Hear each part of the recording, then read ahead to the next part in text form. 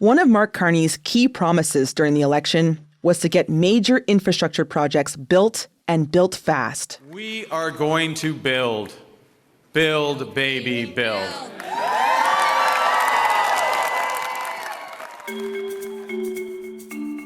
To do this, Carney created the Major Projects Office.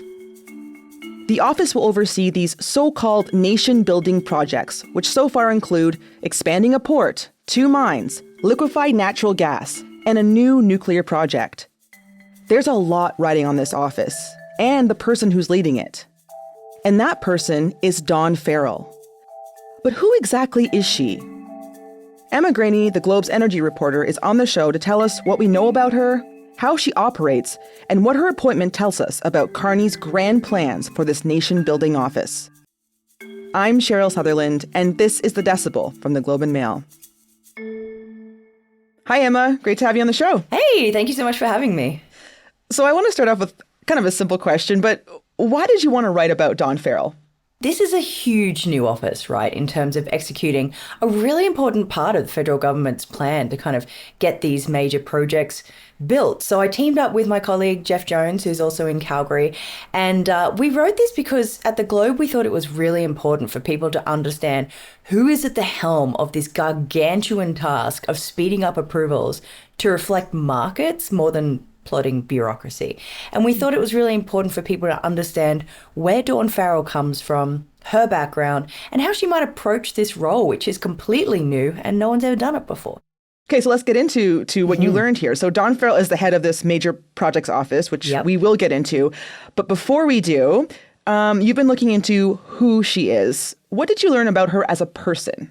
So, I mean, she's the former CEO of Trans Mountain, and she was at the helm when that project finally got across the line, which, as we know, took an awful lot of time. She was also heading up TransAlta, which is a power company, when they made the coal to gas transition. She also spent a long time at BC Hydro. So she's based in Calgary, where I'm also based, and she's deeply respected here as a business leader. You know, she's not a chit-chatter. She doesn't really like, rubbing shoulders or anything like that. She's a relentlessly hard worker. One of her business associates and friends, Nancy Southern, who is the CEO of ATCO, described her as having an iron fist in a velvet glove. And another business associate who's known her for a very long time, Deborah Yedlin at the Calgary Chamber of Commerce, said very bluntly, she said, Dawn cuts through the bullshit. And so that idea of her as a no-nonsense, pragmatic leader who just buckles down and gets things done, that was what everybody says about Dawn Farrell. I will note, Don Farrell didn't want to talk to us for this piece. I did ask a few times, but that's fine. Lots of other people did because everybody wanted to. Uh-huh. You mentioned that someone referred to as like this woman in the iron fist in a velvet glove. Is that because she's like strong but also fancy? I think it's because she's very strong and she will get things done, but she doesn't steamroll through people, right? She gives them the power to kind of do what they need to get done, and she builds really good relationships with people, which she did at Trans Mountain for sure. In Ottawa, she built a lot of great relationships in Calgary with oil companies, with Indigenous people. Like, she's very good at what she does, but she's not going to let things stand in her way of getting the things done that need to get done. Okay. So you mentioned that you didn't speak to her, and I understand that she doesn't really give that many interviews. Do we know why? Yeah, I mean, it seems as though to Dawn Farrell, the job at hand is the most important thing. She doesn't really want to talk to the media. We're very distracting and can be a little annoying. I get that. And you know what? It took my former colleague, Kelly Kreidemann, also in Calgary, almost a year to get an interview with Dawn Farrell when she was head of Trans Mountain. And you know what? I asked this question of Mark Mackey, and he took over as CEO of Trans Mountain from Dawn Farrell. And I wanted to know, what was Farrell like, when the taps finally turned on this pipeline she's seen across the line, big important moment. I thought maybe she's going to be really excited. Maybe they got a cake. I don't know. And he went, oh, yeah, no, not really. She just went, okay, that's done. Now we turn our attention to running the thing properly. And to him, he said, she wants the project to be the center of attention, not her. And so that's where she approaches all of her work from. So let's talk more about her work with the Trans Mountain expansion, which is this pipeline that runs from Alberta to BC. This was a controversial project that went way over time and budget, and it was finally completed in 2024. What was her role in this project? Yeah, look, you're right. Like, this is a project that ran billions of dollars over budget, well behind schedule. And the project was really bedeviled by so many problems. There was COVID, there were massive rainstorms, there were floods, there were fires.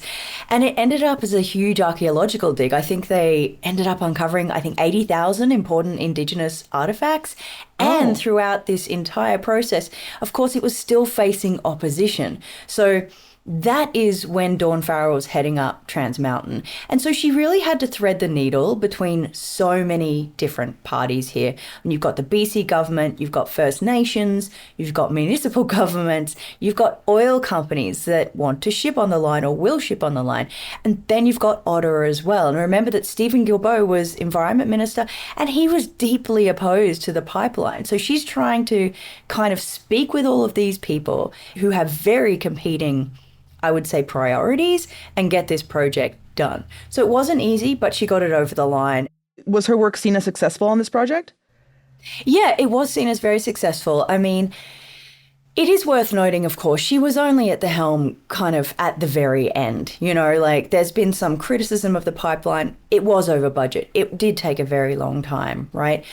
A lot of that came before her time as CEO, but it is seen as very successful. And it's not just her work at Trans Mountain, but it's her work in other roles as well. And she's deeply respected by everyone I spoke with in the Calgary and the wider Canadian business community, for sure. So as you mentioned, she was brought in to finish TMX, which is an arm's length project of the federal government. Does that mean that Trudeau brought her in? Like, how does that work? No. So let me frame it in this way about at the Major Projects Office and how she comes to that space in terms of her politics. So she's really nonpartisan. Mark Mackey, again, he's now the CEO of Trans Mountain. He said to me, I couldn't tell you her political stripe, and that's the way she likes it. So when Dawn Farrell first came to Trans Mountain, she had to be, let's say, coaxed out of retirement. And one of those who was key to doing that was then Deputy PM Chrystia Freeland, a Liberal, obviously. So she helped her kind of come out and take the Trans Mountain role. But Farrell is also really good friends with Conservative Ronna Ambrose. Right. Okay. So there is this idea that that gives her a distinct advantage because she's really going to be able to work without party blinders on. And in fact, that's what she did at Trans Mountain, and that was really important. And she's not going to be blinded by political ideology, which can be rare when you get people who are appointed by Ottawa. She's basically just a pragmatist who wants to get things done, and she's not going to take the politics and, you know, make that the central part. It's the project that will be the central part of her role. We'll be right back. Okay, so Don Farrell is the head of this new thing called the Major Projects Office. Can you just briefly remind us what this office is? Right, so it's brand new. And this was really born out of an election promise by Mark Carney to get big projects done faster. You know, the mission of the office is to get nation-building projects done faster. And I'm taking this from their website: accelerating sustainable growth, strengthening national unity, and putting Canada on a stronger path to long-term economic prosperity. So the idea is removing barriers and getting things approved more quickly and getting them underway more quickly. Because I don't think it's a secret to anybody that large projects take a really long time to get approved in Canada, to get any kind of green light. So the idea of the office is to hasten that and act as a single point of call, if you will, where they're able to kind of take these projects, look at them and make them go through the process in the easiest, quickest, barrier-free way that they possibly can. Okay, so the Prime Minister has sent the MPO 5 projects for approval. Those projects are Phase 2 of an LNG project in BC, a nuclear plant in Ontario, expanding the Port of Montreal, a copper mine in Saskatchewan, and expansion of a copper and gold mine in northwestern BC. What do we know about her role in getting these projects done? Well, what's really interesting about those projects, and this is a little bit of a criticism that the office has already faced, or perhaps the Prime Minister has faced in terms of those projects that have been referred to the Major Projects Office, is most of them are really at the finish line already. I mean, we're not talking about projects here that are at the very beginning and they're hoping to be approved and looking for final investment decision. I mean, in some cases, yeah. But, you know, when I spoke with the Natural Resources Minister, Tim Hodgson, he explained this to me in Canadian football terms. And listen, I'm from Australia. If you want to explain it with sport, use rugby union. I explain it better. But he basically said this is about getting them over the final line to score the touchdown. So hopefully that resonates with Decibel listeners. But they are really very close to the finish line already. But the idea of the Major Projects Office too is that it can potentially direct projects towards streams of funding, or look at different approvals and look at some of those application processes and make them smoother and easier to deal with. Okay. And so do we know what she'll be doing then with these projects to help them get across the finish line? Like, what is her role? Well, it's a good question. I mean, this Major Projects Office has only been around for a couple of weeks. Yeah, that's true. And she will have to select the best people to head up separate units within the Major Projects Office. So, for example, looking over natural resource development, or potentially minerals development, or infrastructure, or, you know, those kind of things. So part of her role will be finding the best people to head up those offices. Now, the federal government will be indeed has already referred, as you said, 5 projects to the Major Projects Office. The Prime Minister has also said there are other potential projects that have the potential to be excellent for Canada. So, for example, the Pathways Alliance carbon capture project in the Alberta oil sands is one that he has identified. So I think it seems as though the federal government will be kind of looking at things and going, hey, Major Projects Office, Dawn, take a look at this. What do you reckon? But I think as well, Don Farrell and the Major Projects Office more broadly will have a bit of leeway to look at those major projects themselves and say, hey, this is something that's nation building. This is something that fits our mandate. How can we help? But as I say, this is very early days. I mean, the office hasn't even physically been set up yet. So there's still a lot, I think, to be sorted out. And that's what we're going to be looking for over the coming, months and years, to see where they exactly take their mandate, because at this point we're really not sure. Does her appointment tell us anything about the Carney government's priorities? Yeah, I think it does, and there are a couple of points to this. First of all, Don Farrell, like Mark Carney, has a real economist background. For Don Farrell, it's about working at the speed of markets, not at the speed of bureaucracy. And I think the same can be said for the Prime Minister. You can look at that as a signal of, this is how Carney is hoping to get things done faster by appointing someone who comes from a business space, does not come from a politics space, and knows how to get things over the line. I think it also is quite telling that the Major Projects Office is located in Calgary. There are 2 points to that. One, Don Farrell did not want to move to Ottawa. Fair enough. Calgary is a beautiful city, everybody, and you should come visit. Also, though, it does give a nod to the potential importance that natural resources will play in the Major Projects Office here, right? So, obviously, Alberta, it's the beating heart of oil and gas. It's the epicenter of all that kind of investment and development in Calgary in particular. And I think there's also this notion that if you have an office in Calgary, and we've all heard everything about, Western provinces feeling left out, it's a way to Ottawa to kind of throw us a bone. Let's put it that way. Yeah. Is this an optics thing? Because I was thinking about that, because she has this background in the private sector. She headed TMX. She's from Calgary. The office is in Calgary. So yeah, is this something to appease Alberta? I mean, yeah, the optics are great. But also, she does seem like a perfect fit for this position. And I don't think you're going to be setting up the Major Projects Office and suddenly, Alberta separatism is no longer on the table. But when you look at it, Alberta Premier Danielle Smith has said, this is a great appointment. Nice one, Prime Minister. I'm really looking forward to working with Don Farrell in this role. So it's kind of bringing in all different elements of what the West kind of wants, needs, and how it experiences Canada, and bringing them into this major projects office that I think it was a pretty smart move. What are some of the big challenges she'll face in this role? I think there will be a lot of challenges. I mean, first off, you're starting this major projects office from scratch. That's going to be tough. Don Farrell is going to have to develop really strong relationships with Indigenous leaders and communities. She's already done that to a point through her role at Trans Mountain, of course. There is an Indigenous Advisory Council already, but there has been criticism of the office from that front. Grand Chief Stuart Phillip, who's the president of the Union of BC Indian Chiefs, he has already criticised the office, saying that, the messaging from the Prime Minister has felt, and I'm going to quote him here, has felt less like an invitation to partnership and more like an ultimatum: get on board or get out of the way. So that's going to be one of the things that Don Farrell is going to have to wrestle in her new role.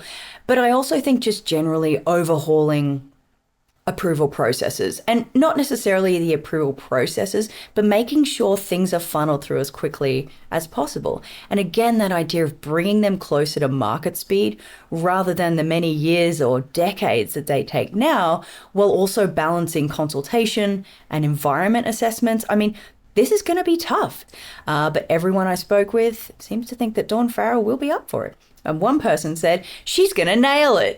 Oh, okay. I mean, yeah, it sounds like everyone is very on board with Don Farrell. Lots of glowing things to say about her. But what about criticisms? Like, has anything come out with any concerns about her appointment? Yeah, of course. I mean, on Don Farrell, specifically Conservative leader Pierre Poilievre, he pointed out that the Trans Mountain pipeline was 300% over budget and years past the deadline.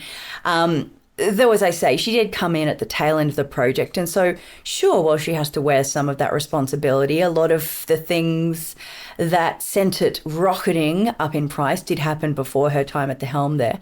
NDP MP Leah Gazan was also critical, saying that the big oil... let me quote her, because I don't want to take her out of context here. She said, the big oil CEO gouging Canadians for the bungled Trans Mountain pipeline is the best person to leave projects of national interest. When will the Liberals wake up and stop dumping money into the black hole of resource extraction during a climate crisis? On the climate question, people are questioning this government's approach to climate. What do we know about Don Farrell's record? Yeah, that's a really interesting and I think a very important question. At Trans Mountain, and when she did speak with the Globe, she spoke about the plan to offset greenhouse gas emissions from the pipeline expansion itself. And she said at the time she really does believe that Canada's big oil sands companies, she believes in their stated goal of reaching net zero emissions by 2050.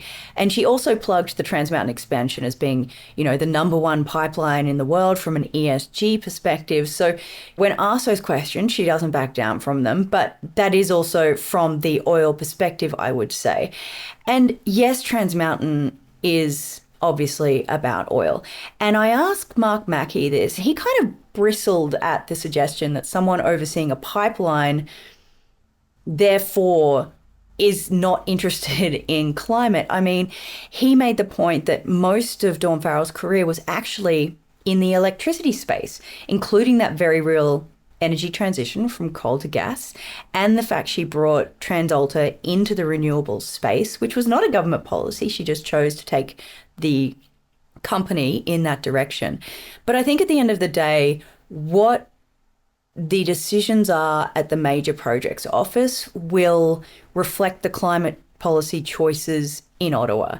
I don't think that Dawn Farrell is just going to decide to take her own direction. I don't think she will be necessarily able to do that. So I think her role as CEO and indeed the work of the office will just reflect what is coming out of Carney's office. And I think that's pretty natural to expect that. So as you mentioned, Emma, there is a lot riding on this office. This is going to be a tough job. And of course, Canadians want to see things get done, I guess, as quickly as possible, whatever that means. But what will success look like for Don Farrell in this role? I think that's a really interesting question because the office is brand new. So where does it go? We don't even quite know at this point.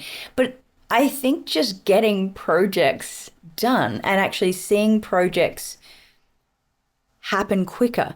seeing projects be able to, I don't know, shed some red tape or get through that approvals process a lot faster than they're otherwise able to. I think the goal is to bring it from however many years now down to one review over a couple of years, right?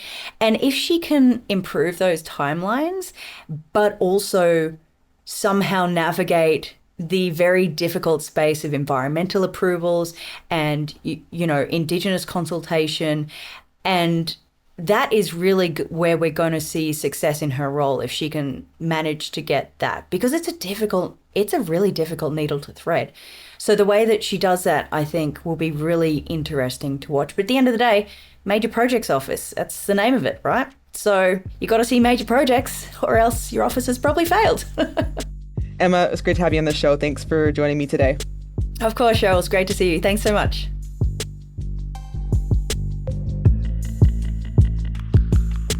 That was Emma Graney, the Globe's energy reporter. That's it for today. I'm Cheryl Sutherland. Our producers are Madeline White, Michal Stein, and Ali Graham. David Crosby edits the show. Adrian Chung is our senior producer, and Angela Pacenza is our executive editor. Thanks so much for listening, and I'll talk to you soon.